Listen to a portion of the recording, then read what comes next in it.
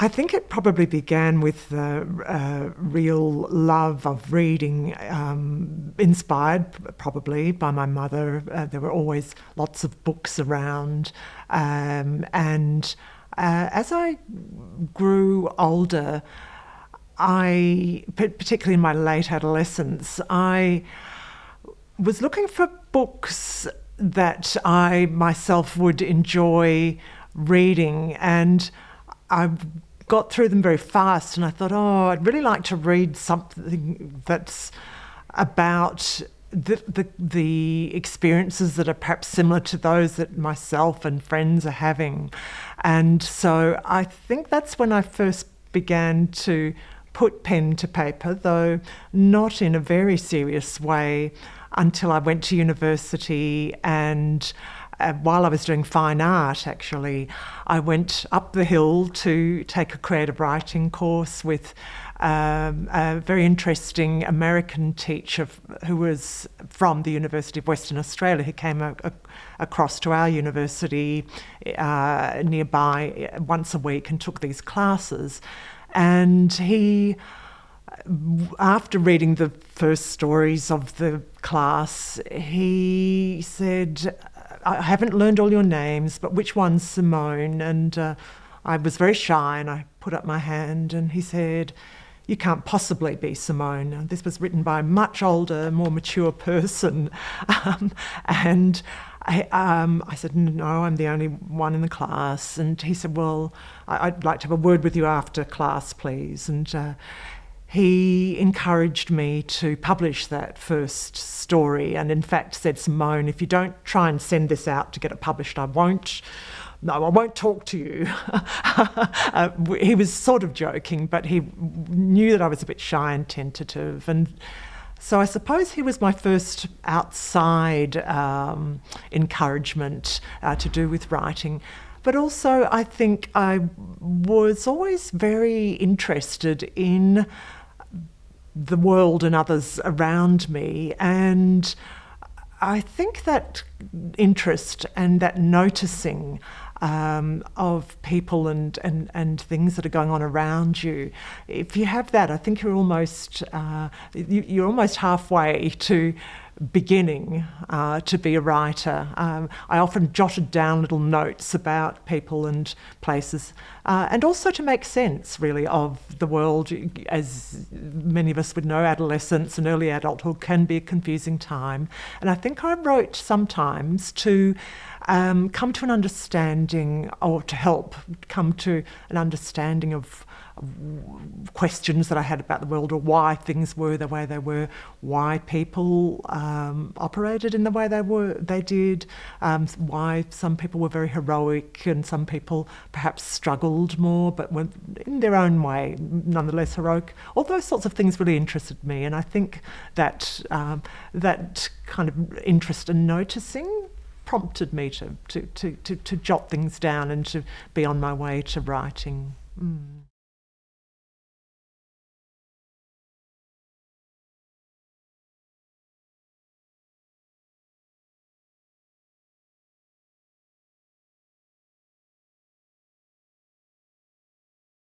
Despite the fact that I left Singapore when I was 3 with my family, so my siblings and mother and father, I retained an interest in, as I grew up in particular, 5, 6, 7, 8, 9, my mother, who was herself Australian rather than Eurasian, always emphasised that we were Eurasian, and I think it was her desire that we didn't lose contact with the Eurasian culture that we'd left behind, although the only person we had in Australia who could be in any way a representative of Eurasian culture was, of course, my father.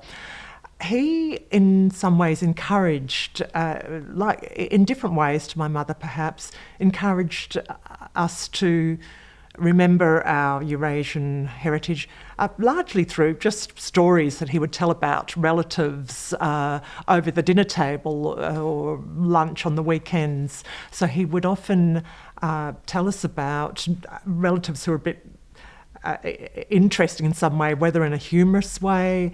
He told us stories about his uncle, Uncle Pat, who was a generation older and who had supposedly magical powers, and most of the relatives believed in this. And being young and gullible, I was fairly fascinated by all this too.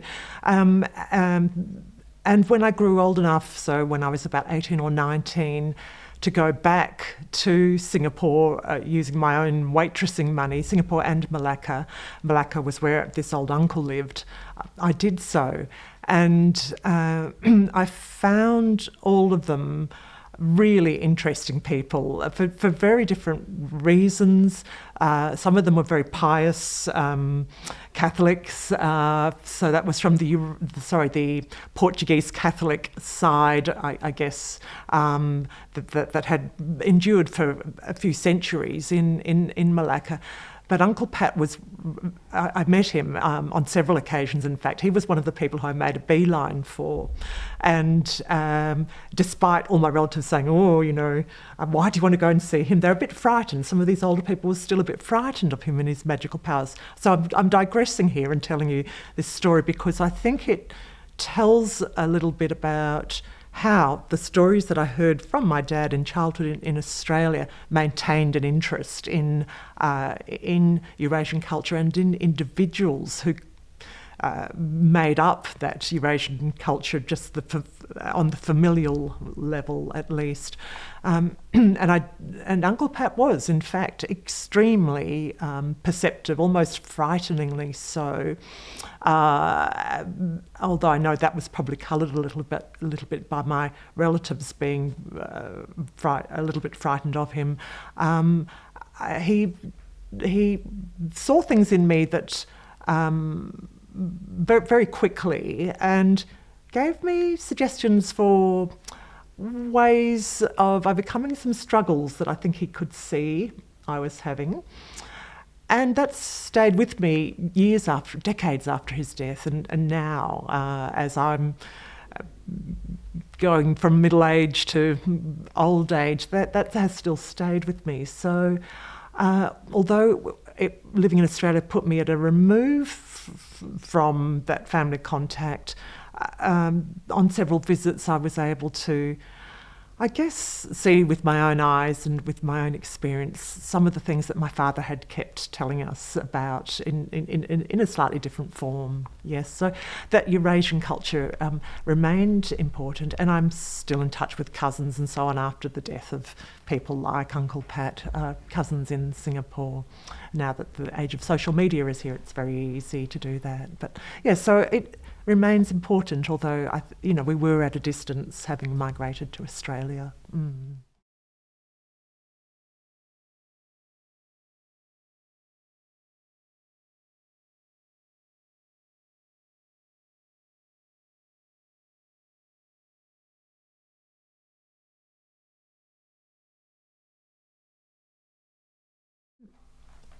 I think the actual intersection, again, between two subcultures, if you like, or sometimes several subcultures. So you have usually more privileged travellers coming into places that are places where there are perhaps people living on the street, people who are struggling financially in some cases, or just those tourists with people who are working to service the tourist industry, whether it be in restaurants or whatever. And again, it's that intersection of those subcultures that really interests me.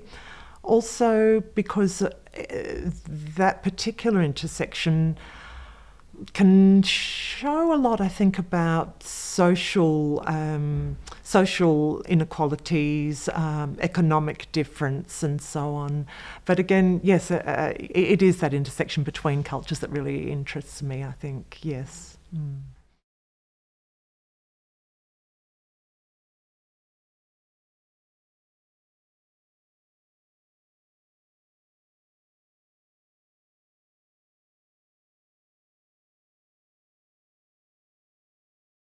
I think the visual side of my writing, it's present both often in the process of beginning to write. So often I have looked at photographs of a place, or in some cases of family members, to help trigger or generate narratives. Sometimes they were useful in prompting anecdotes from other family members, but also at the stage of actually beginning to develop a longer narrative. Sometimes those prompted more complex narratives and configurations between individuals and histories. So I also, besides using photographs sometimes for that particular stage, I have recently been playing around with using parts of photographs, parts of family photographs, sometimes within narratives, and also other photos that I take myself in a short story that's being published in Lisbon shortly. They are another way of showing an aspect of the story that perhaps is not evident in the actual written words. But I've also always been fairly intent on including imagery, written imagery, whether that be visual imagery or auditory, olfactory, etc. I think it's a very important way of engaging readers with the text, because you're asking them to draw on their own sense memories, perhaps. And I think we are a very visual culture. We've progressed to being a very visual culture as well. So whether I give imagery through written text, so through written imagery, or through, more recently, through using photographs, it's prompted a little bit by that as well, the recognition that ours is becoming increasingly a visual culture.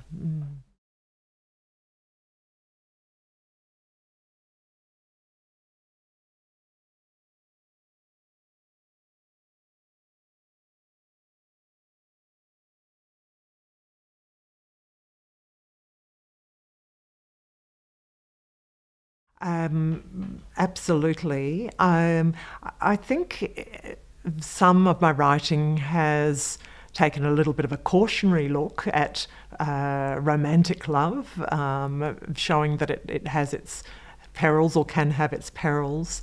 So that would be true of probably 3 or 4 of my novels at least. But also that love between friends and family can be one of the most enduring kinds of love, and one of the most enduring things in a world that can be ephemeral in other ways. But so yes, it's a little bit of a kind of my perceptions of that word love are often complex. So I have characters searching for, well, what does that really mean? And is it always authentic? And yes, the complexities and difficulties of negotiating what that might be when it comes to all sorts of relationships, whether they be romantic or platonic or familial.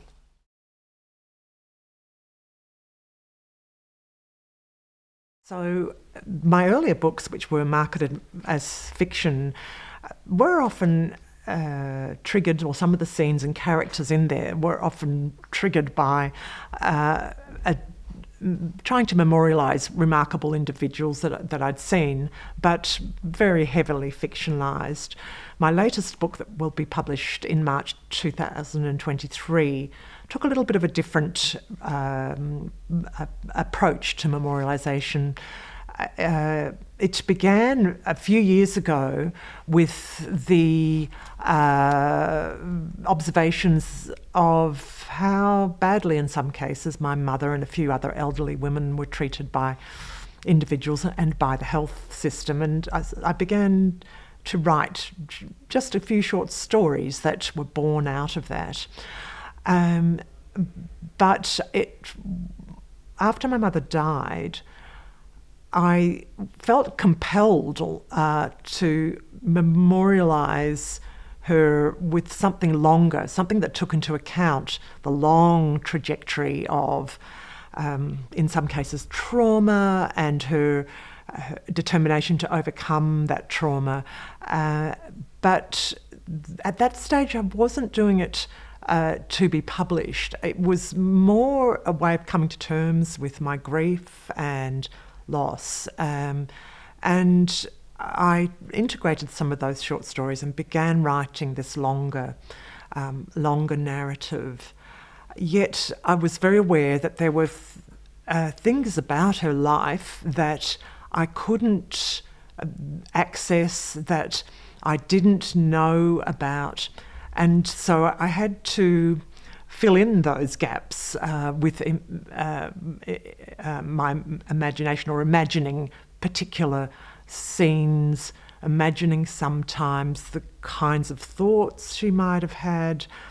So I didn't feel I was still, in a way, going back and forth between direct biography, in a way, writing direct biography, and fiction on the other hand.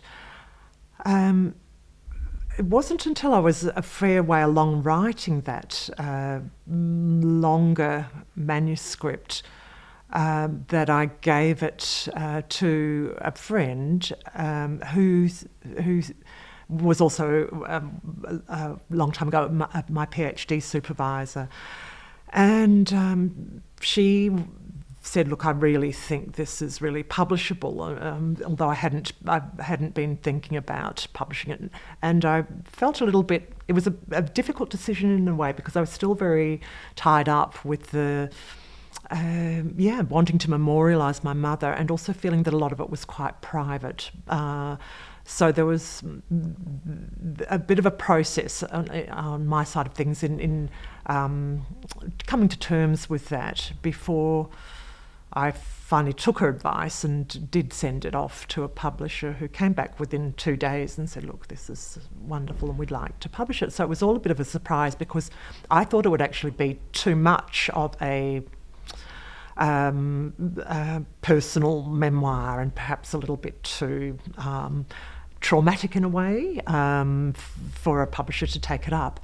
But one thing I had been very aware of doing was that my mother, despite traumas, refused most of the time. She had very bad times, struggling with depression and so on, but refused to despair. And I tried to include that in the manuscript.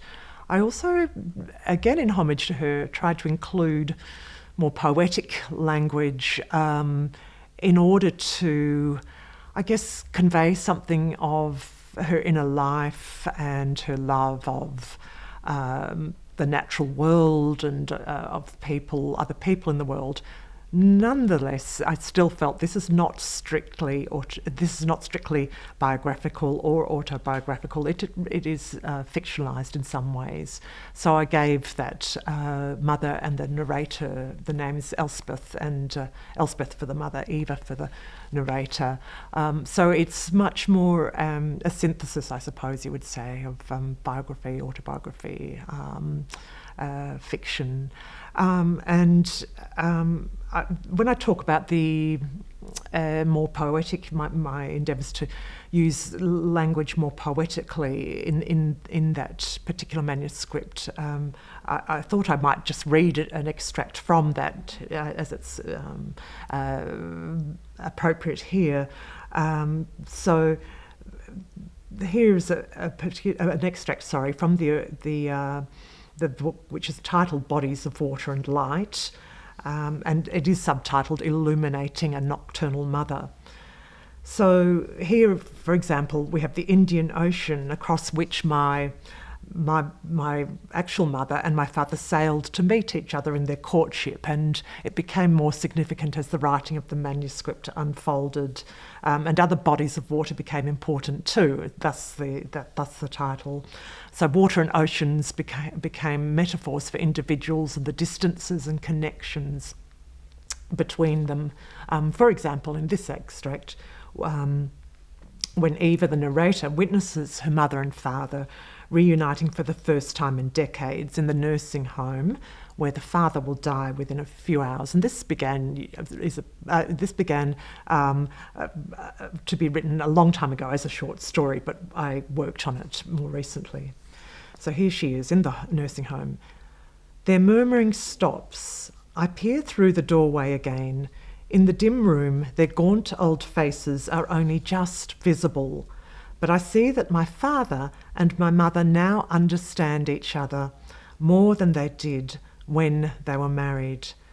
Through the window behind them, I think I can just make out waves rising and spending themselves on the shore before returning and merging with the Indian Ocean. So much we haven't told each other, my father finally says. Yes, how many of our stories stay untold because we're ashamed of them? My mother pats the back of his hand. Shared history never ends, he replies, even when two people are two different countries, separated by... In the long pause, I hear his watch ticking. Other bodies of water, my mother smiles. The ocean of half a lifetime, he murmurs, and they fall silent as he floats towards the darkest depths, but they grip each other's hands as if that might somehow stem the unstoppable flow of their lives away from each other.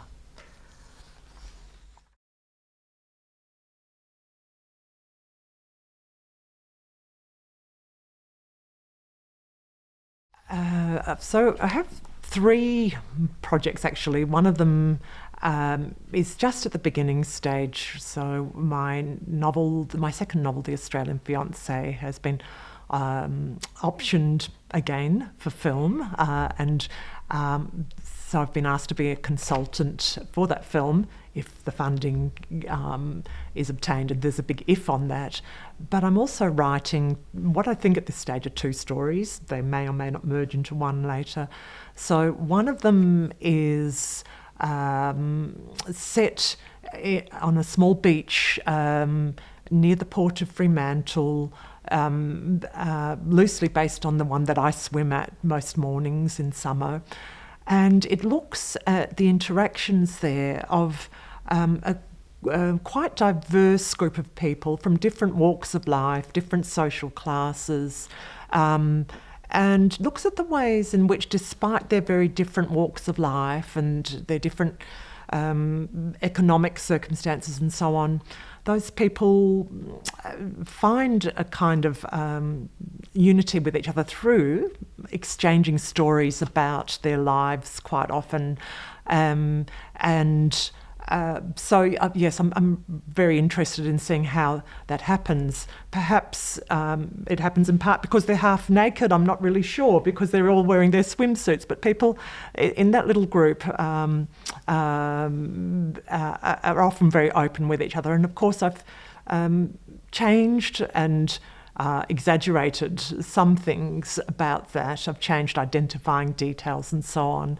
But I could read perhaps a little extract there from that particular manuscript.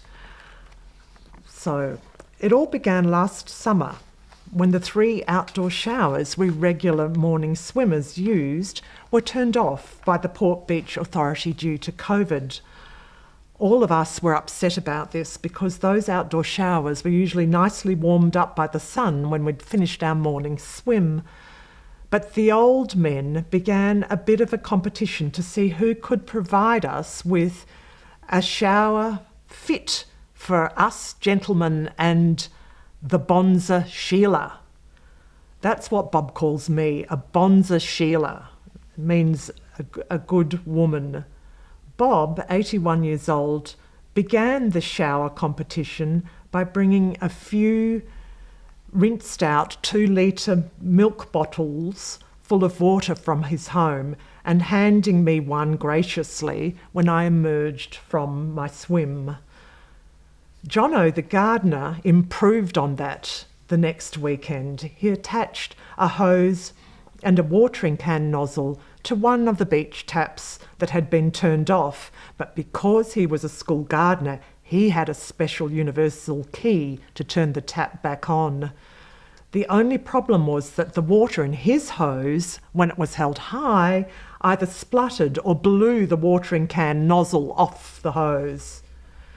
"Good morning, you bloody old bastards. You need a breather hole, mate," said Roger, the unemployed wharfie. "Oh, here he comes, Roger, the Port Beach Broadcasting Commission. You can rely on Roger to broadcast your latest, private or not."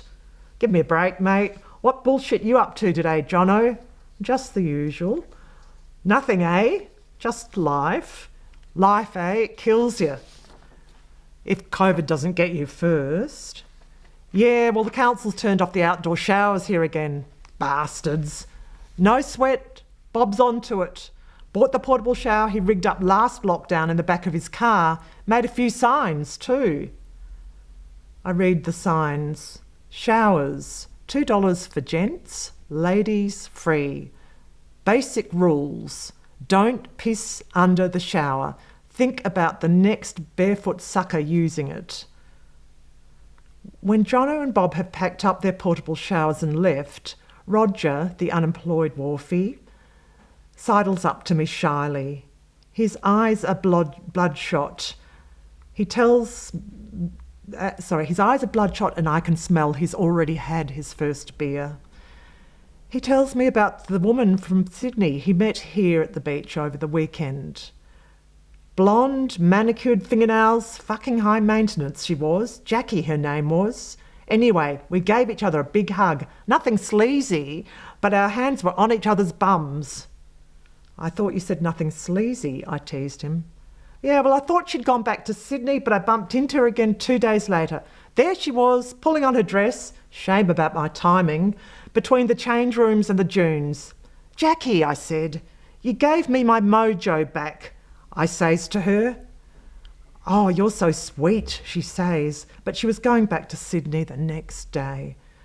But just as a little aside, I've woken every morning with an erection since I met her."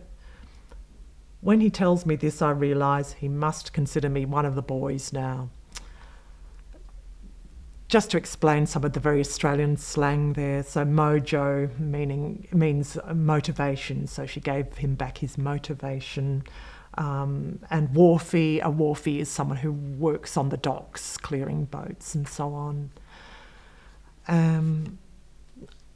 I can read just from the very end of the book that's about to be published if that's required for timing, but also just to give an idea of the differences or the ways in which fiction and autobiography merge in that particular book that's published next year.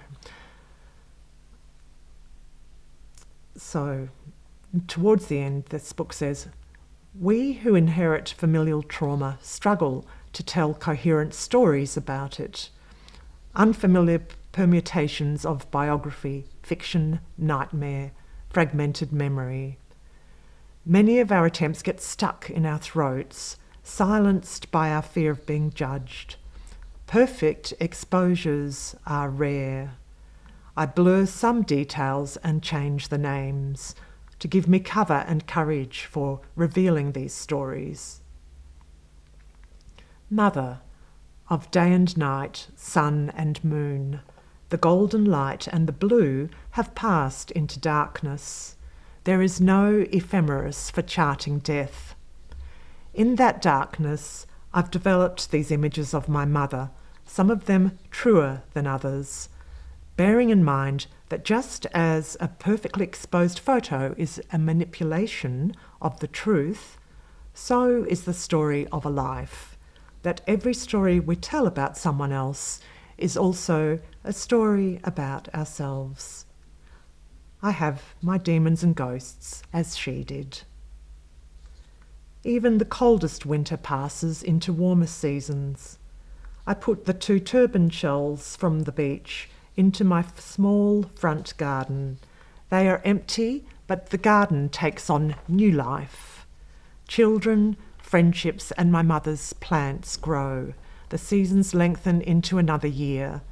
The outer shells weather and darken, but their interiors are still the tender colours of a Singapore sunset when the monsoon has come to an end. I hold the large one to my ear, listen for her voice, but there is only ocean.